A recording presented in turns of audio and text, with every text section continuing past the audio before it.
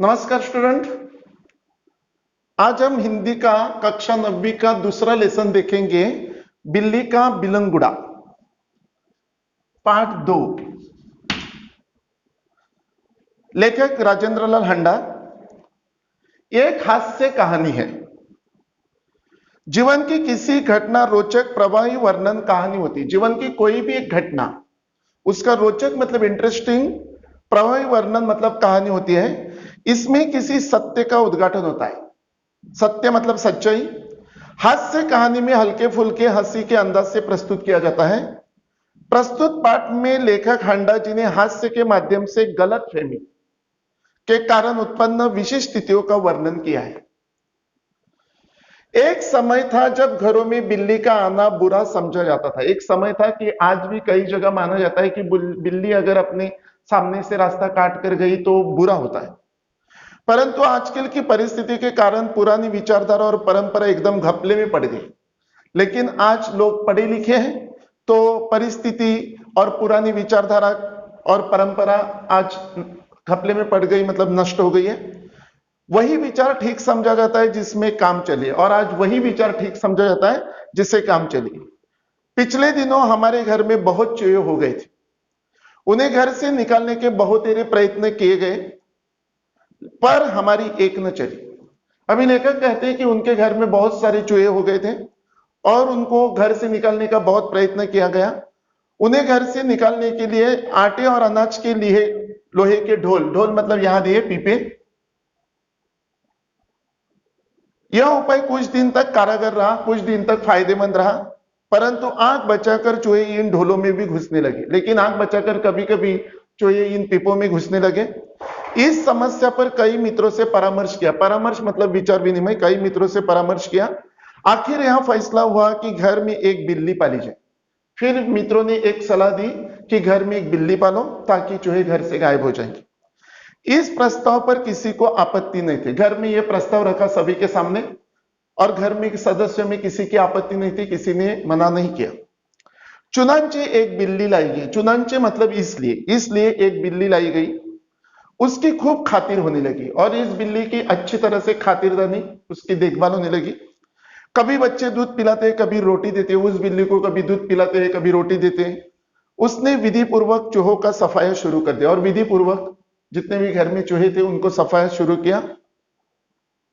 देखते ही देखते चूहे घर से गायब हो गए। देखते देखते चूहे सब डर के, बिल्ली के डर से गायब हो गए। सब लोग बड़े खुश हुए। सब लोगों को बड़ी राहत मिली, खुश हो गए, चलो घर से चूहे सब निकल गए। बिल्ली प्राय सब लोगों की थाली से झूठा नहीं खाती थी, इसलिए हमें इसका कोई खर्च भी नहीं पड़ा। और बिल्ली जो घर में हम खाना खाते थे उसका जो झूठा खाना रहता था वो बिल्ली को देते थे, तो बिल्ली के लिए कोई खास खर्चा करना नहीं पड़ता था। 2 महीने बाद वह समय आ गया जब हम चूहों को तो भूल गए और बिल्ली से तंग आए। लेकिन 2 महीने के बाद चूहों को तो भूल गए, लेकिन इस बिल्ली से बहुत परेशान हो गए, बिल्ली से तंग आ गए। हमने सोचा चूहे तो खाली अनाज ही खाते थे। हमने सोचा कि चूहे तो घर में घुसकर अनाज खाते थे, कम से कम परेशान तो नहीं करते थे। यह बिल्ली खाने में भी कम नहीं और हमें तंग भी बहुत करती है। लेकिन ये बिल्ली जो है खाने में भी कम नहीं, खाना भी बहुत खाती है और परेशान भी बहुत करती है। उसके प्रति हमारा व्यवहार बदल गया। उसके प्रति हमारा व्यवहार बदल गया। बिल्ली भी कम समझदार जानवर नहीं है। बिल्ली समझदार जानवर होती है। जो शेर के काबू में नहीं आई वह हमसे कैसे मात खा जाती। अभी तुम्हें मालूम है बिल्ली और शेर एक ही जाति के होते हैं, कैट फैमिलीज के। जो शेर के काबू में, शेर कभी भी बिल्ली को पकड़ने की कोशिश करे, बिल्ली उसके हाथ नहीं लगती है। बिल्ली भी उतनी चालाक होती है। नहीं आई वह हमसे कैसे मात खाएगी, हमसे कैसे हार जाएगी। मात खाना मतलब हार जाना। उसने भी अपना रवैया बदल दिया। जैसे हमने उसकी तरफ अपना रवैया, अपना मन बदल दिया, वैसे उन्होंने भी बदल दिया। हमारे आगे पीछे फिरने की बजाय वह रसोई के आसपास कोने में दुबक कर बैठ जाती। हमारे आजू बाजू में पहले घूमती थी, लेकिन जब हमारा रवैया बदल गया उसका भी बदल गया। वो रो हमारे बाजू में आने जाने के बदले कई रसोई में दुबक कर बैठ जाती। जब मौका लगता मजे से जी में आता खाती, और जब मौका लगता जिसके जी में जो आता था, उसके मन में जो आता था वो खा लेती थी। इस तरह चोरी करती बिल्ली कई बार पकड़ी गई है और घर में चोरी करते वक्त कई बार ये बिल्ली पकड़ी गई है। एक दिन सुबह उठते ही मैं रसोई में कुछ लेने गया, एक दिन उठते ही सुबह रसोई में कुछ लेने गया, देखता हूं कि कड़े हुए दूध का दही जो रात को बड़े चाव से जमाया गया था, बिल्ली खूब मजे से खा रही थी। कड़े हुए दूध मतलब गर्म दूध जो रात को दही जमाने के लिए रखा था, सुबह ये बिल्ली उस दही को मजे से खा रही थी। अब चिंता हुई कि बिल्ली से कैसे पीछा छुड़ाया जाए। चूहे से तो पीछा छुड़ाया, अभी बिल्ली से कैसे पीछा छुड़ाएंगे। मेरा नौकर बहुत होशियार है। रात को काम खत्म करके जाने से पहले उसने एक खाली बोरी के अंदर 2 रोटियां डाल दी और चुपके से एक तरफ खड़ा होकर बिल्ली का इंतजार करने लगा।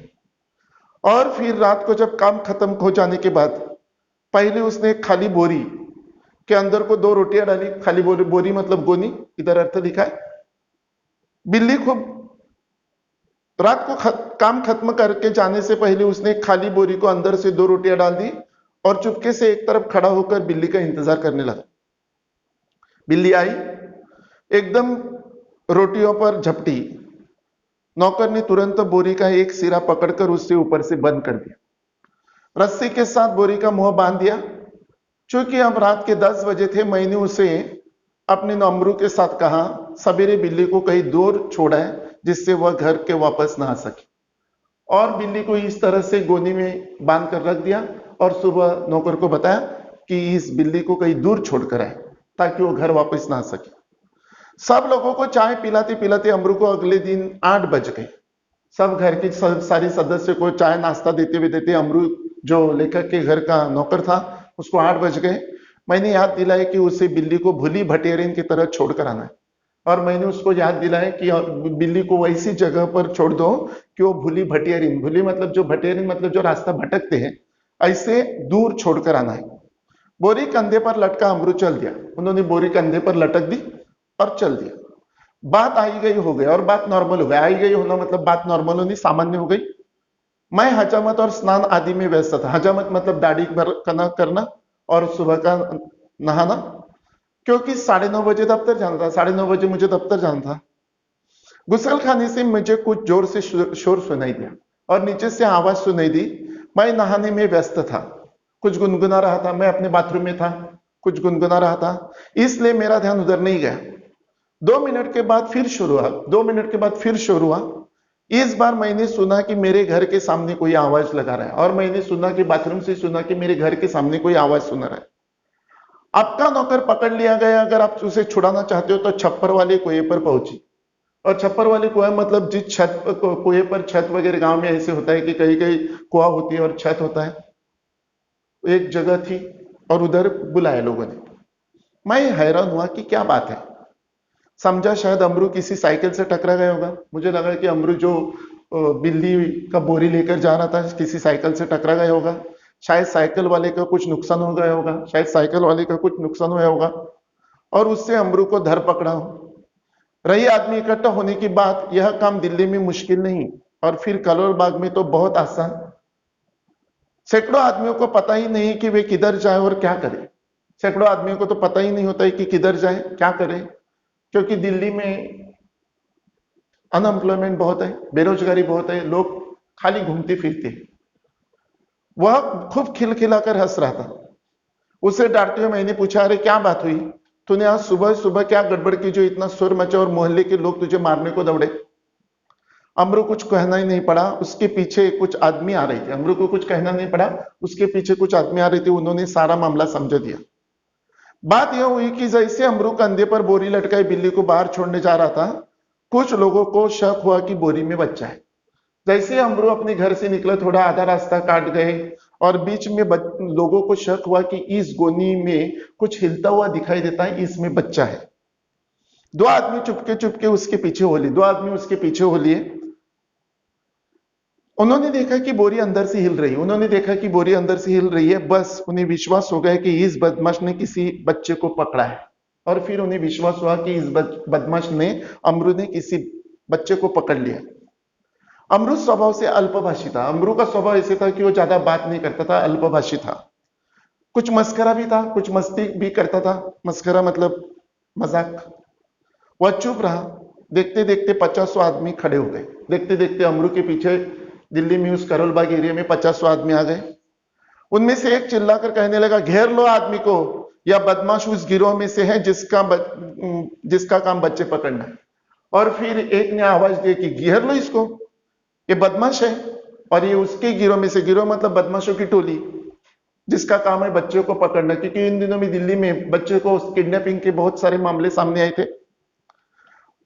उस जगह से पुलिस थाना भी दूर नहीं, उस जगह से पुलिस स्टेशन भी दूर नहीं था। एक आदमी लपक कर थाने गया और वहां से थानेदार एक सिपाही को बुला लाया। एक आदमी लपक कर उधर गया, थाने गया और थानेदार से सिपाहियों को बुला लाया। थानेदार को देखते ही एक उत्साही दर्शक ने अपने कुर्ते के बाहे ऊपर चढ़ते हुए बोला, दारोगा जी, ऐसा नहीं हो सकता कि आप इस बदमाश को चुपचाप यहां से ले जाएं और कानूनी कार्यवाही के आड़ में इसे हवालात में मजे लेने दे, पहले इसके हम जी भर मरम्मत होगी। और फिर एक आदमी ने अपनी बाहें चढ़ा दी और पुलिस वालों को बताया कि दारोगा जी, कहीं ऐसा न हो कि आप इस बदमाश को पकड़कर चुपचाप यहां से ले जाएं और कानूनी कार्यवाही के आड़ में इसको हवालात में मजे लेने दे, ऐसे नहीं हो सकता है। दारोगा जी, गजब नहीं है कि भर मोहल्ले से बच्चा उठा लिया जाए। 2 दिन हुए पास वाली गली में से एक बच्चा गुम हो गया था। देवनगर से तो कई बच्चे उठाए जा चुके हैं। आप बात इसके साथ जो चाहे करें, पहले हम इसकी जी भर मरम्मत करते, इसकी पिटाई करते। भीड़ में से दसियों ने सुंदर प्रस्ताव का समर्थन किया और लोग अमरूद को पीटने के लिए मानो तैयार होने, और सारे लोग अमरूद को पीटने के लिए मानो तैयार होने लगे। उस दिन दिल्ली में बड़ी सनसनी फैली हुई थी कि नगर के सभी भागों में से बच्चों को उठाए जाने की खबर आ रही, और उस दिनों में दिल्ली में बहुत सनसनी फैल गई थी, खबर फैल गई थी कि नगर के सभी बच्चों को उठाने की खबर आ रही थी। 1-2 बार तो पत्रों में यह छपा था कि जमुना के पुल पर कुछ आदमी पकड़े हुए जिन्होंने बोरियों में बच्चे बंद किए, और 1-2 पत्रों में, पत्र मतलब समाचार पत्र में न्यूज भी आई थी, खबर भी आई थी कि जमुना के पुल पर, जमुना को यमुना नदी भी बोलते हैं, इस नदी के पुल पर कई आदमी पकड़े गए जिन्होंने बोरियों में बच्चे को बंद करके लिए हुई थी। स्कूलों से बच्चों से बहुत सावधानी से लिए जाते थे। पार्कों में और बाहर गलियों में बच्चों का खेलना कूदना बंद हो चुका था, इतनी सनसनी फैल गई थी। दिल्ली नगरपालिका और संसद मतलब अपना पार्लियामेंट, उसी विषय पर अनेक सवाल जवाब हो चुके थे। इसलिए इस मामले से राजधानी के सभी नागरिकों को दिलचस्पी थी। आश्चर्य इस बात का कि लोगों ने अमृत तक संदेह क्यों किया, बल्कि इस बात का कि उन्होंने अभी तक मार पिटाई क्यों शुरू नहीं की। और लेखक ने देखा कि अमरू को अभी तक मार पिटाई कैसे नहीं की। वातावरण में सनसनी और तनाव की कमी न थी। अगर थानेदार और पुलिस का सिपाही वहां न होते तो अब तक अमरू पर भीड़ टूट पड़ी होती। अगर थानेदार और पुलिस का सिपाही नहीं होता तो अमरू पर ही भीड़ टूट पड़ी होती और पब्लिक के मार से शायद अमरू मर भी जा सकता था। थानेदार ने आती अमरू की कलाई पकड़ ली, कलाई मतलब अपना रिस्ट, अपना हाथ होता है, पकड़ ली और पूछा, बोल यह बच्चा तूने कहां से उठाया और इसे तू कहां ले जा रहा है, बता कहां है तेरे और साथी, आज सबका सुराग लगाकर ही हटूंगा। अमृत तब तक तो दिल में हंस रहा था, मगर थानेदार की धमकियों से कुछ घबरा। अमृत तब तक दिल में हंस रहा था क्योंकि उसको मालूम था कि इस बोरी में आदमी का बच्चा तो है ही नहीं, ये तो बिल्ली का बच्चा है। लेकिन अभी थानेदार ने जब उसको धमकी भरी तो डर गया। दबी आवाज में वह थानेदार से बोला, सरकार, मैंने किसी का बच्चा नहीं उठाया ना, मैं बदमाश हूं, मैं तो एक भले घर का नौकर हूं, मैं बदमाश नहीं हूं, मैं तो किसी एक अच्छे घर का नौकर हूं, रोटी चौका करता हूं और अपना पेट पालता हूं, उसके घर में रोटी बनाता हूं, साफ सफाई करता हूं और अपना पेट पालता हूं। जो आदमी थानेदार को बुलाकर लाया था क्रोध में आकर बोला, क्यों बकता है वे, दारोगा जी ऐसे नहीं मानेगा, 2-4 बेंत रसीद कीजिए। 2-4 बेंत मतलब 2-4 इसको मार दीजिए, लाठी मार दीजिए। दारोगा ने बगल में से निकालकर बेंत अपने हाथ में ली। बेंत मतलब पुलिस के हाथ में जो डंडा होता है उसको बेंत कहते हैं। और अमरू नम्रतापूर्वक झुका और बोला, सरकार आप जितना चाहे मुझे पीट ले, पहले यह तो देख ले कि इस बोरी में है क्या। और अमरू ने दारोगा जी से कहा, पुलिस इंस्पेक्टर से कहा कि आप जितना चाहे मुझे पीट ले, लेकिन देखो इसमें पहले है क्या इस बोरी में। यद्यपि थानेदार इस बात पर राजी हो गए थे, पर भीड़ कब मानने वाली थी। यद्यपि मतलब अभी सब तैयार हो गए थे, लेकिन भीड़ मानने वाली नहीं थी। लोग चिल्ला उठे, हरगिज नहीं, ऐसा कभी नहीं होगा, हम सब आदमी की बदमाशी के गवाह, हम सब इस आदमी की बदमाशी के गवाह है, मामला कभी दबने नहीं देंगे। थानेदार डर गए और उसकी नियत पर लोगों को शक हो रहा था। उन्होंने अमृत से कहा, अच्छा बोरी को नीचे रखो, इसका मुंह खोलो। अमृत शांतिपूर्वक नीचे बैठ गया और धीरे से उसने बोरी का मुंह खोल दिया। जैसे ही बोरी का मुंह खोला, बिल्ली का बिलंगुड़ा छलांगे मारता हुआ एक तरफ भाग गया और फिर जैसे अमरू ने वो बोरी नीचे रख दी, उसका मुंह खोला, उसके अंदर जो बिल्ली का बच्चा था वो छलांगे मारता हुआ भाग गया और एक तरफ भाग गए और लोग देखते रह गए। थानेदार की समझ में नहीं आया कि अब क्या करें। वह थाने की तरफ मुड़ा और एक तांगे वाले की पीठ पर बेन मारते हुए बोला, जानते ही नहीं रास्ते में तांगा खड़ा नहीं करना चाहिए। उसका भी इंसल्ट हुआ, तो उन्होंने एक तांगे वाले ने बीच रास्ते में तांगा खड़ा कर दिया, उसको डरा धमका कर बोला, चलो इधर नहीं खड़ा रहने का। इस प्रकार अपनी झेप मिटाने के लिए, अपनी जब मतलब अपनी जो शर्माना होता है मिटाने के लिए उसका यत्न करते हुए दारोगा जी चले गए और अमरू हंसता हुआ घर वापस आ गया। इस एक छोटी सी कहानी के इस एक छोटी सी कहानी के द्वारा लेखक राजेंद्र लाल हंडा जी कह रही कि कभी कभी हमें गलतफहमी होती है और इस गलतफहमी की वजह से हम किसी को जान से भी मार सकते हैं। तुम्हें मालूम है आज मॉब लिंचिंग, इसको इंग्लिश में मॉब लिंचिंग बोलते हैं, और ऐसे मॉब लिंचिंग के कारण बहुत लोगों ने ऐसे अपनी जान गंवाई है। तो कभी भी कोई भी किसी, और तुम्हें मालूम है पब्लिक एक साथ टूट पड़ी तो कोई भी एक आदमी कितना भी मजबूत हो वो कुछ नहीं कर सकता। और इसकी वजह से तो गलतफहमी में मत आना, किसी की बातों में मत आना, 100 बार विचार करना, सच्चाई क्या है वो जानने की कोशिश करो और फिर किसी पर हाथ उठाओ। वैसे किसी को मारने का कानून नहीं है, हमें ये अधिकार नहीं दिया। तुम्हें जब कोई लगता है पुलिस वालों के पास जाओ। Thank you.